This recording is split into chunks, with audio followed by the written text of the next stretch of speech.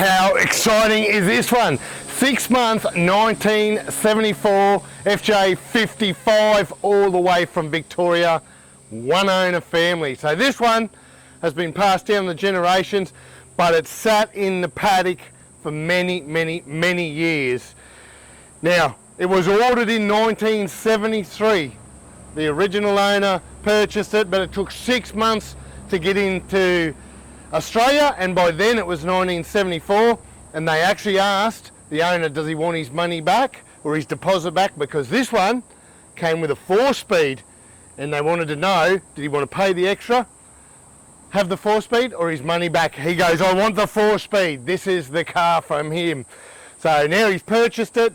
Many years later, it's his son's turn to own it, and look at the condition of it. It's got it's straight out of the paddock, the moss, everything straight on the back of a truck, come up to Queensland. Why is it coming to Queensland? Well, if you don't know, we've got a reputation now. We're the classic Landcruiser guys. We get so many of these back on the road. That's what we do, and we also modify them. We also sell parts. So this one's come up and it's in good hands. It's going to get the love. We're all so passionate with what we do, so we're going to go over and get it back on the road. This is not a restoration. We are not touching the patina at this stage. And shebang, just like that, we're done. It's been a few months. I'm wearing jeans, going to the short shorts, and here we are today. It's winter and we're done. We are finished. We cleaned it all right. We did more than just clean it. We've done a hell of a lot. Let's go through this. Peter's coming. He's going to be so excited. Now, what did Mr. Landcruiser do? Did we just throw some Penetrol on it, paint the bar work and call it a day? Let's start with some of the things we've done. Right underneath. This is intense. He wanted Harrop e-lockers. It has 2 Harrop e-lockers. We called up. Harrop don't do an e-locker for the older axle housing, for the older diff center, the semi-floating. It's now full floater. We have changed the rear axle with the backen plates, the later one of the 40 series, the 4-bolt backen plates from a FJ55. Whole new housing, whole new front end on there. So we've pulled out the diff, we've kept the housing in the front, we've pulled out we've stripped it down, fitted in a Harrop and updated. Now she is a disc brake FJ55. FJ47 again, well, FJ60, but with different kingpin arms. It's got the disc brakes. While we're down there, we've done it. He asked for suspension, brand new suspension. These are parabolics. Do you want parabolics for your 55, you ask? Well, they are a 70 series rear, a 60 series front. Now the front bolts straight on. That's simple. The rear, the guys have moved the perches inwards. They've they've ground the perches off, re-welded them, moved them in, had it all plated, all signed off. Have moved the perches, and now it fits 70 series rear parabolics. So anytime in the future, Peter's next generation, the owner, next generation can just buy off-the-shelf parts to plug and play when it comes to suspension components. Look at underneath. Well done, Bartley. Have you heard of Live a Little Landcruiser up the Sunshine Coast?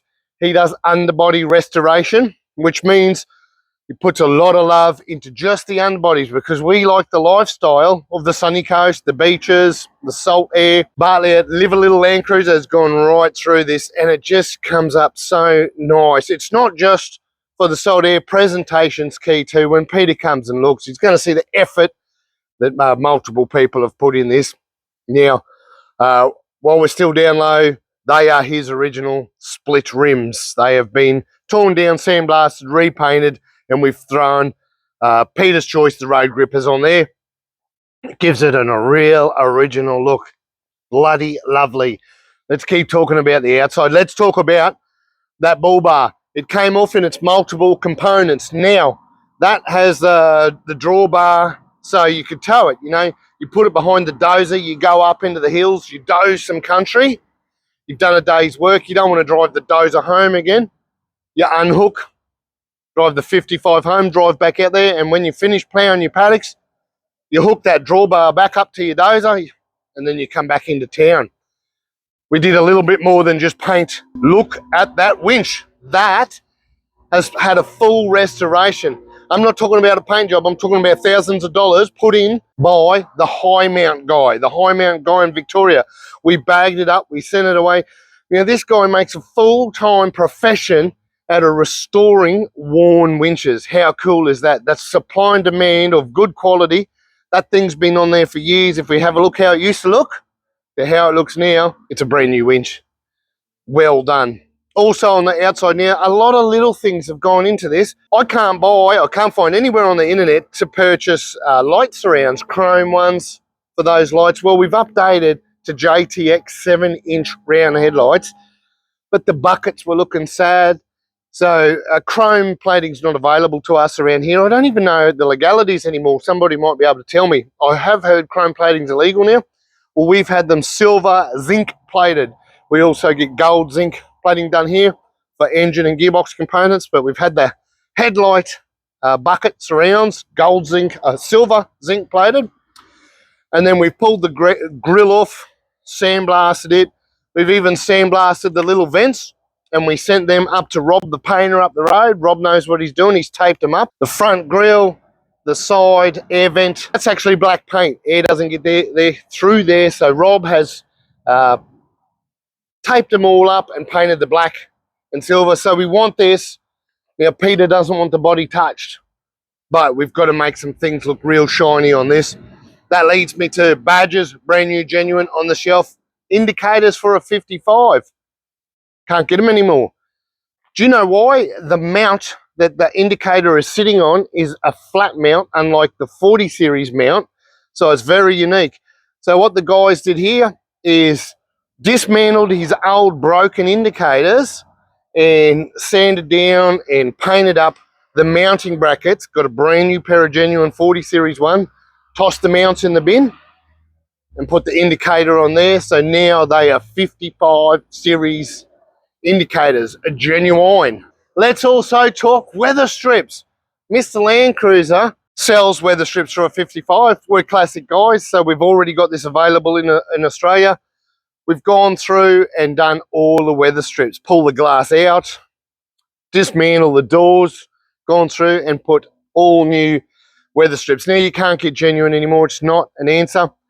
We've got Rubber Seals Australia here on the shelf, an Australian company, Australian owned. So when we're not selling genuine, Mr. Landcruiser is selling Rubber Seals Australia.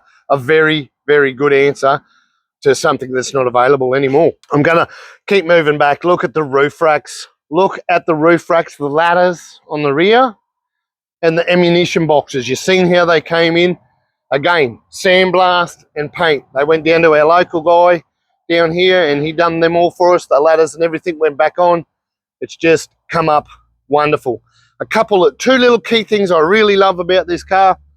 That was a little challenge Richard found. We'll go straight to the back, and that door handle to pull the door down. Unavailable. Can't get it anywhere. I hate mud. A lot of you guys and girls know about I hate mud. It's like the original forum of all forums about these old cars before Facebook, and somebody for $8 was selling the CAD. So Richard jumped on the computer and purchased the CAD, and we had that rear handle printed in stainless steel. How cool is that? I really love that. Where there's a will, there's a way. Thanks to some guys in America doing some CAD work. Big highlight about this car is if we look closely at the paint job, when it came in, it had the moss in round circles growing everywhere. And now we've cleaned it all off. We've left the patina for Peter, but you've got these rings of moss all over the roof, the bonnet, and just scattered everywhere. Gives it a real look. Now, we've penetrated the full vehicle about 3 times, I believe, and that's it for us. That's as far as we're going to penetrate it. It's something to keep this patina. Peter's going to have to upkeep. Now, we did approach some of the rust on this, but not all of it. If we have a close look at a few little areas, you'll see a few little pinholes here and there. It did not come in for a restoration, but I'll go into detail soon where there was rust and why we had to hit that rust, but just in crucial places. We'll have a look soon. That's the exterior of the car. We're so lucky. The chrome mirrors are still somewhat beautiful. Components are still working. Very, very lucky. We did get some rear light lenses. I believe they came from America. So if you got a 55, if you do your research, you'll find bits and bobs. We don't have everything, so the support of the love for the 55, we found stuff all over the world. Fantastic. So I've gone through underneath, I've gone through outside, we've really tidied her up. It doesn't end there, we've done a lot to the engine as well. We better pop the hood and have a real close look. Absolutely beautiful. Now, I'll tell you what, talking about absolutely beautiful, this did not take much at all. A lot of maintenance. The engine was in wonderful condition. Out of everything that we've done on this car, it was so pleasing. Now, initial startup, it hadn't been started in a while, so you've got to go through the oil, the fuel lines, you've got to bring the oil pressure up, and a lot of times the boys crank things over, just get it all lubricated, and then kick her in the guts. And it ran and purred pretty well to start with. Yes, we did go through your maintenance, you know, your distributor, your coil, your leads, your spark plugs. It's a given, it's maintenance. There was work done to the carby, and there was oil leaks. There was plenty of oil leaks. After that many years sitting stationary, you have to go through and replace. If it's perishable, it perishes. So maintenance to get it to where it is. But overall, there's no rebuilding anything. It's absolutely beautiful condition. A true testament to the F engine, one that has done plenty of Ks, but also sat there for 20 years and doing nothing. We did consolidate a lot of wiring. Not that there was so much problems or dodgy stuff in the past.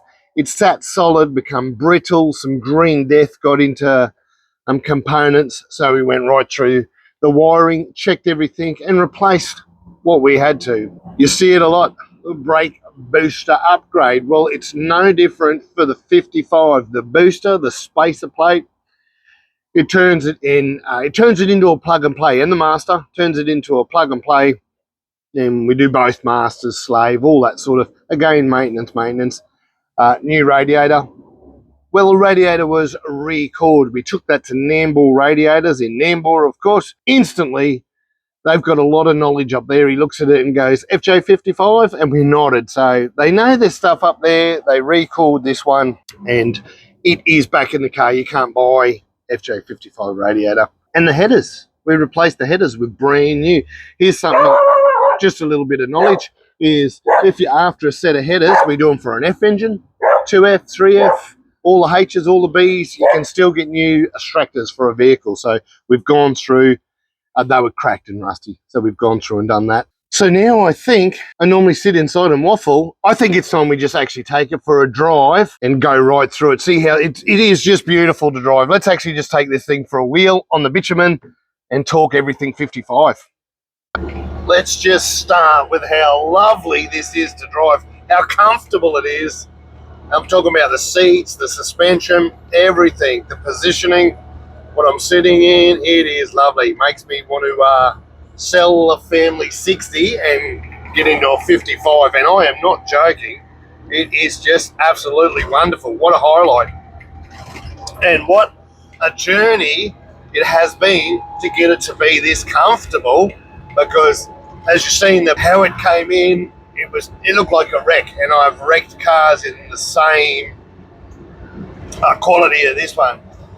We start, you strip it out, you clean it, you start bare inside, you get it down to bare bones. And one thing Mr. Landcruiser was not offering was rust repairs, panel work, restoration. We're keeping the patina, no rust, we don't offer that.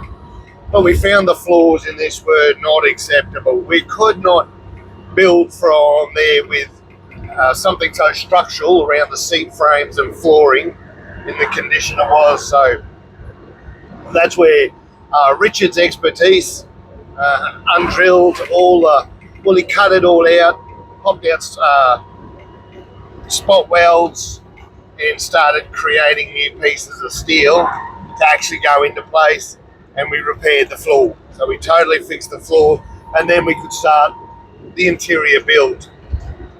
We started then, moved on to seat frames. Now the client Peter knew that he wanted bucket seats. He didn't tell us which ones, he just said bucket seats.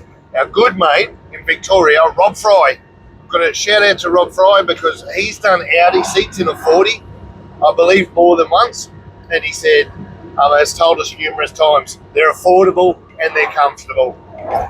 The price of XR8, XR6 seats now, let's forget it. We went and found some affordable Audi seats in excellent condition that matched the interior. It was time to build some seat frames, so Richard set off and built the seat frames to go with the seat. And in doing that, we never had planned on the console, sitting right next to the console. We never planned for a fridge to go there, but all of a sudden, you're left with a great big gap. And I've got to say, the seat frames did accommodate the heater that's underneath my bum. The 55 has a factory heater, but it left a great big gap. We said, let's put a fridge there. You could put a standard console, but having the fridge, now it's not on permanently. It's not a dual battery system. It's turnkey. You're going out for the day, you put your sandwich, your drink in there. It's very, very handy. So that was a little extra. We weren't asked to do, but we had to pretty things up. Very happy. Moving on to the upholstery. Now the rear seats were nice. The door cards were okay. The dash was not. The dash was horrible. Absolutely horrible. Dismantled the dash, the glove box lid. The whole dash came out because when it's out, the amount of cleaning it needed, and then lay down some paint before we reassembled. But so fine, SEW fine. Upholstery in Redcliffe, Southeast Queensland. It does all our work. Very hard to get into. There's a reason, because he does good quality work, and just look at it. It speaks for itself. The quality, that glove box lid, that dash, the centerpiece, it looks like it's been there from factory. It's that neat with all the curves. Absolutely beautiful. And Molly had it. James and so fine, and did the hood lining. Now the hood lining came to us. It was ripped, had cobwebs and spiders walking in and out of the holes in it, so we went through and did the hood lining as well. The door cards, mainly the very rear ones had the biggest repairs, but we just repaired the door cards, sticking to a budget as well, mind you. You've got to know where to take things, and when you can, someone like So Fine, they can repair the existing door cards. That's what you want anyway, because those door cards house little ashtrays from the era. The rear door cards have ashtrays for the passengers. So cool, so retro. So you want to leave that stuff in there. Seat belts. This thing had lap belts. We had to cut into the pillars and put support in the pillars, because legally you can't just run a bolt. So we put support in the pillars to remount new retractable seat belts front and rear, and they have come up perfect. We spoke to the engineer, told him how we were going to do it. He signed it all off, said yes, that's exactly what I want to see. This high, this many mil, and we did the seat belts as well. That in itself was a huge job and important to mention. But now a little bit safer in a modern world.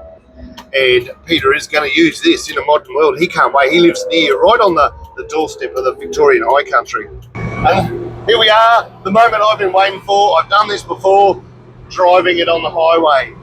Unfortunately, I won't get the feeling of wheeling this car. It's not what we do. But I get to drive this one at 100 kilometres an hour on the highway. It's 110 zone. I'll get the 4-speed up to 100k an hour, and this thing is bloody smooth. Notice the windows down too. I can have a normal conversation. It's not loud and annoying in here. You can have the stereo. You can talk to the family, talk to the kids in the back. And what am I doing? 90k an hour. Let's get it up to 100, and there we go. We are just humming along. This is such a great feeling. Peter's coming to pick this up ASAP. Be here in a day or so. He's hopping in this vehicle. He's driving it from Caboolture, Queensland, all the way down to around somewhere down near the Victorian High Country where he lives. This thing hasn't been driven in years, and he's about to drive it over 1,000 k's. We've done it. We've got it ready.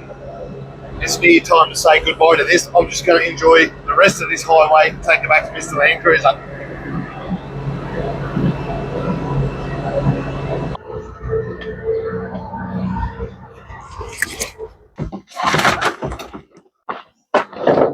Wow. Wow, wow, wow. Absolutely beautiful. Now, I own both 40 and a 60. I would trade my 60 and my left nut to swap it for that any day of the week. The 40, on the other hand, I'm going to take it to the grave with me. But this has been absolutely beautiful. Classic vehicle to drive. I'll only ever know it on the bitumen. I still get to drive a 55 on the bitumen.